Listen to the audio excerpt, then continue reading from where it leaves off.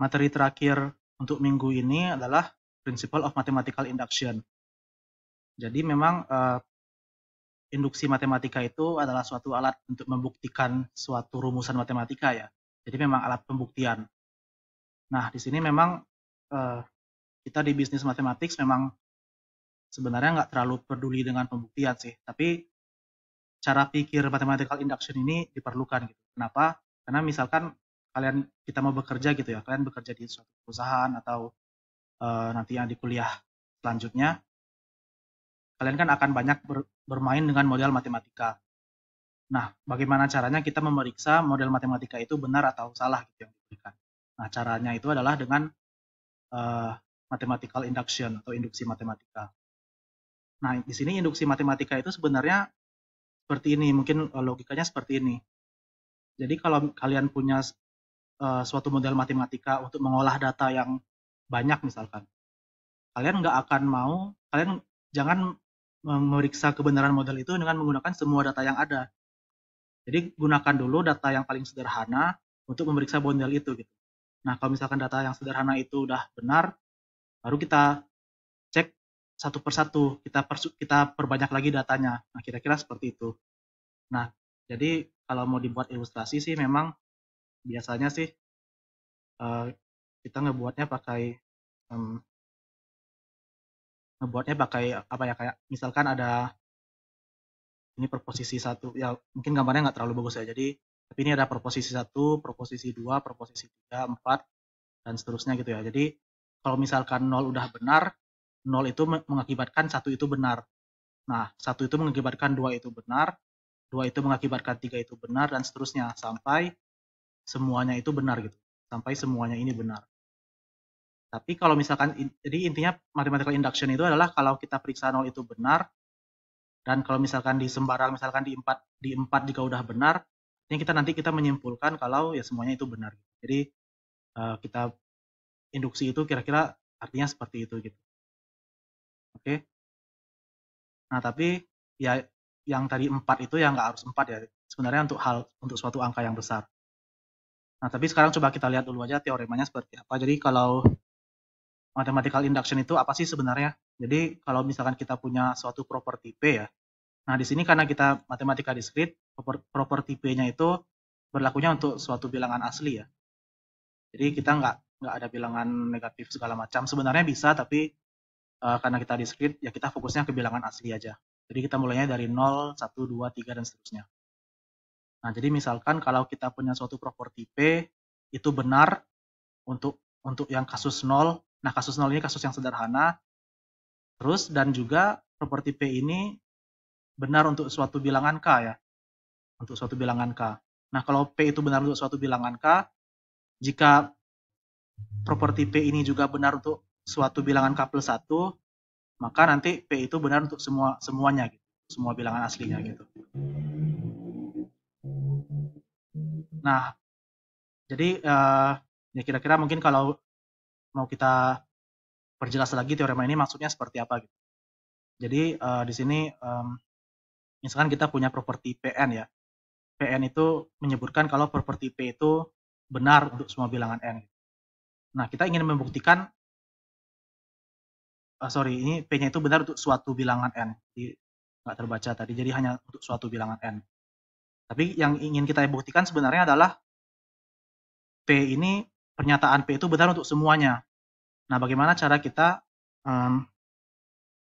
membuktikan kalau P itu benar untuk semuanya? Caranya ada 2 langkah. Jadi langkah pertama, base step-nya adalah buktikan dulu kalau P0 itu benar. Base step ini adalah langkah yang kita mengecek apakah kalimat pernyataan kita itu benar untuk kasus yang sederhana ya.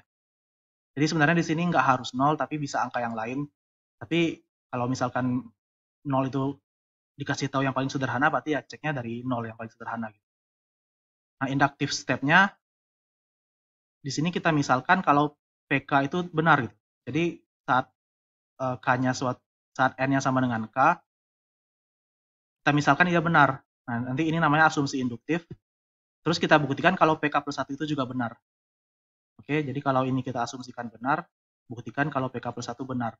Nah, kalau misalkan PK plus 1 ini terbukti benar, jadi kalau misalkan PK plus 1 ini terbukti benar, artinya apa? Artinya Nanti Pn juga terbukti benar untuk semua N. Ya, coba kita lihat contohnya aja biar nggak lebih bingung. Jadi misalkan kita punya rumusan ini ya. Jadi kita ingin membuktikan untuk semua bilangan asli N, jadi N-nya bisa 0, 1, 2, 3, dan seterusnya. Kalau rumus ini benar, rumusnya adalah deret ini, jadi 0 tambah 1, tambah 2, tambah 3, sampai ditambah N, itu benar nggak sama dengan N dikali N plus 1 dibagi 2. Nah, kita bisa membuktikan ini dengan menggunakan induksi matematika. Caranya gimana? Caranya pertama, kita misalkan dulu kalau kalimat PN ini adalah statement 1. Jadi statement 1 ini kan statement ini ya. Jadi di sini misalkan ini adalah PN kita, ini PN kita. Terus kita cek kasus paling sederhananya benar nggak? Nah, sederhananya kita tahu kasus paling sederhana itu N berapa gitu. Nah, di sini kan untuk semua bilangan natural number, untuk semua bilangan asli. Ingat bilangan asli itu dari 0, 1, 2, 3, dan seterusnya. Yang paling sederhana yang mana ya? Ya 0 kan. Makanya kita cek P0 benar nggak? Nah, kalau P0 itu artinya apa? P0 itu kan artinya ya 0 aja, berarti 0 sama dengan pada bagian yang kiri ini kalau N-nya 0 berapa? Kalau N-nya 0 berarti kan ya 0 aja gitu ya. Karena kan nggak sampai ke 1, jadi deretnya cuma bagian yang 0 ini aja. Ini benar nggak sama dengan kalau kita substitusikan N-nya 0 di sini. Jadi benar nggak sama dengan 0 dikali 0 plus 1 per 2 gitu. Nah, ini yang dituliskan di sini ya. Benar nggak 0 ini sama dengan 0 dikali 0 tambah 1 per 2? Ya tentu saja ini benar karena 0 dikali apapun jadi 0. Dan di sini pembaginya juga tidak 0, jadi kan ini kan kalau kita hitung kan ini 0 dibagi 2 ya. 0 dibagi 2 kan ya 0. Jadi benar kita dapat 0 sama dengan 0. Artinya ya kalimat P0 ini benar. Oke. Nah, base step-nya udah benar. Berikutnya kita ingin tahu inductive step-nya. Inductive step-nya seperti apa? Nah, inductive step itu ya kalau kita mau lebih bagi lagi ada 2 langkah sih. Jadi yang pertama ya kita misalkan dulu PK itu benar. PK itu maksudnya apa? Maksudnya PK itu adalah ini kan tadi PN.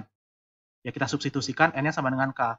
Kalau N-nya sama dengan K berarti kan ini ya 0 tambah 1 sampai tambah K kan. Terus ini N-nya tinggal diganti jadi K.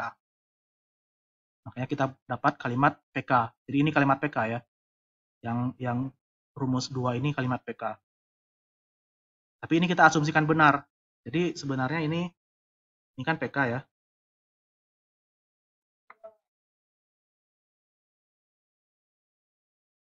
Jadi ini kan PK ya. Nah, PK ini kita asumsikan benar. Oke, nah asumsi benar ini yang kita sebutkan sebagai PK ini adalah asumsi induktif kita. Asumsi induktif.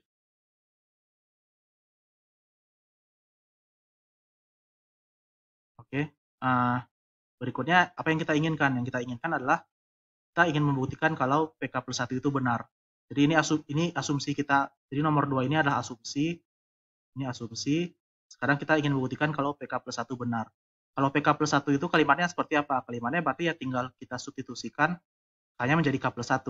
Berarti kan jumlahnya menjadi jumlah dari 0 tambah 1 sampai tambah K plus 1. Nah, sebelum K plus 1 ada K ya. Jadi ya makanya penjumlahannya jadi seperti ini. Terus kalau K plus 1 yang bagian kanannya jadi bagaimana? Yang tadinya K berarti kan jadi K plus 1. Yang tadinya K plus 1 ya jadi K plus 2. Kenapa? Karena ya kalau K ini kita ganti jadi K plus 1, kan kita dapat K plus 1, K plus 1 plus 1. K plus 1 plus 1 ya 2. Jadi K plus 2. Nah, sekarang ini benar nggak? Ini yang ingin kita buktikan. Oke. Nah, cara buktiinnya gimana? Nah, cara buktiinnya ini saya pakai pensil aja di sini. Cara buktiinnya sekarang perhatikan, kita kan tadinya kita punya barisan 0, 1 sampai K plus 1. Nah, kita kasih kurung di K suku pertama. Ini kita kasih kurung.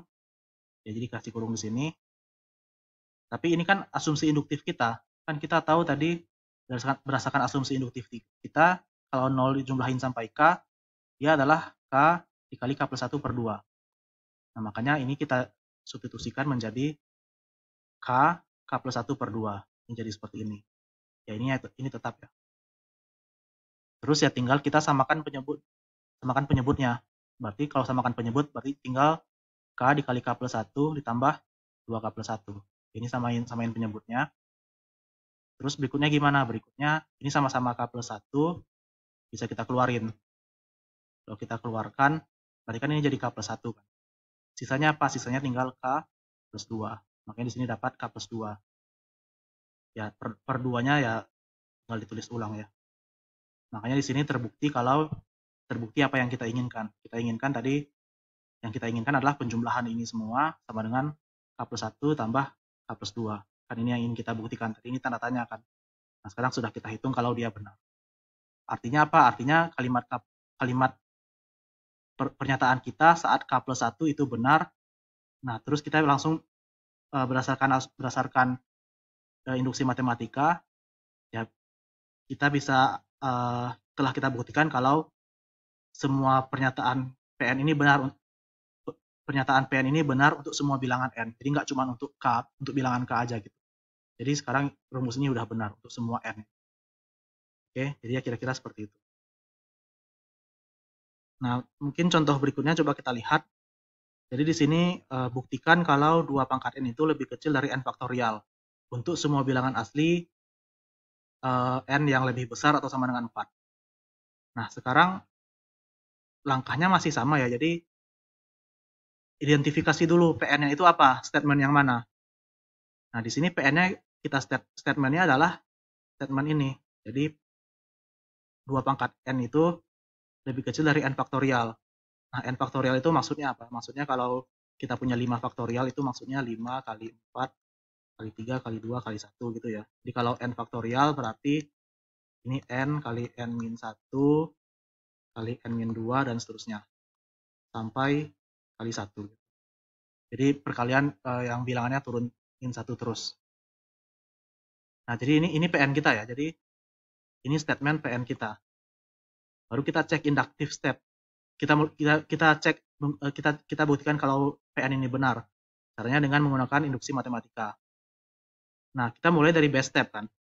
Nah, base step itu sebenarnya kalau tadi kita mulainya dari 0, sekarang kita mulainya dari P4. Kenapa? Karena di sini syaratnya N-nya nggak boleh 0. N-nya kan paling kecil 4. Kalau N-nya paling kecil 4, berarti yang paling sederhana itu saat N4 kan. Makanya kita periksa P4. Jadi kita nggak periksa P0. Kita periksanya P4. Nah, coba kita cek kalau N-nya 4, ya tinggal kita substitusikan kan. 2 pangkat 4 itu 16. Ini gampang dihitung ya. Terus 4 faktorial itu 24. Ya ini juga masih gampang dihitung. Ya benar nggak kalau 2 pangkat 4 lebih kecil dari 4 faktorial? Ya benar kan 16 lebih kecil dari 24 di bilangan asli. Jadi P4 itu benar. Jadi base step-nya udah benar. Oke. Nah, langkah selanjutnya, langkah induksinya, inductive step-nya. Inductive step ini, ingat ada dua step ya. Jadi inductive step itu yang pertama, kita asumsikan dulu kalau PK itu benar. Jadi di sini untuk saat N sama dengan K, asumsikan ini benar. Jadi K-nya ini sebenarnya bisa 10.000, bisa 100.000, serah.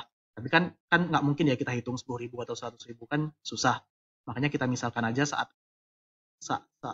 K aja gitu, biar menyederhanakan perhitungan gitu. Tapi kita asumsikan PK itu benar. Jadi ini itu benar, asumsi benar. Nah, ini yang namanya asumsi induktif. Asumsi induktif. Oke. Nah, sekarang kalau ini sudah kita asumsikan benar, apa yang ingin kita buktikan? Kita ingin buktikan kalau PK plus 1 itu benar. Jadi kalau misalkan K-nya 10.000, benar nggak kalau saat K-nya 10.001 benar? Kalau misalkan saat 10.000 itu benar, saat 10.001 benar nggak gitu? Makanya kalau ini saat K-nya benar nggak saat K plus 1? Nah, PK plus 1 itu kalimat apa? PK plus 1 itu kalimat ini. Jadi tinggal kita substitusikan N sama dengan K plus 1. Berarti yang tadinya K jadi K plus 1. Tadinya K faktorial menjadi K plus 1 faktorial. Oke? Nah, ini kita harus periksa ini benar nggak? Kalimat-kalimat ini kalimat ini benar nggak untuk K-nya lebih besar dari 4. Cara membuktikannya, nanti kita akan membuktikannya itu menggunakan asumsi induktif kita gitu. Jadi informasi ini akan kita gunakan. Oke, nah sekarang coba kita lihat buktinya gimana. Nah, di sini kita kan mau buktikan kalau 2K plus 1 itu lebih kecil dari K plus 1 faktorial. Kita mulai dari 2K plus 1. 2K plus 1 itu, 2 pangkat K plus 1 itu adalah 2 dikali 2 pangkat K. Ya kan, ini kan artinya eksponen kan. Jadi kita tahu 2 pangkat K itu tadi berdasarkan asumsi induktif kita, kalau 2 pangkat K itu adalah lebih kecil dari K faktorial. Makanya di sini 2 ini adalah 2 yang ini sebenarnya ya. Tapi 2 pangkat K-nya berubah menjadi 2 pangkat K-nya berubah menjadi K faktorial. Makanya di sini 2 pangkat K plus 1 menjadi lebih kecil dari 2 dikali K faktorial. Nah, tapi sekarang kan K-nya itu bilangan asli. Terus kita tahu K-nya itu lebih besar daripada 4. Artinya apa? Artinya 2 itu pasti lebih kecil dari K plus 1 kan. Kan K-nya, kalau misalkan K-nya 4 aja, 4 tambah 1 kan 5. Berarti kan benar 2 lebih kecil dari 5. Makanya di sini 2-nya kita ganti lagi menjadi K plus 1.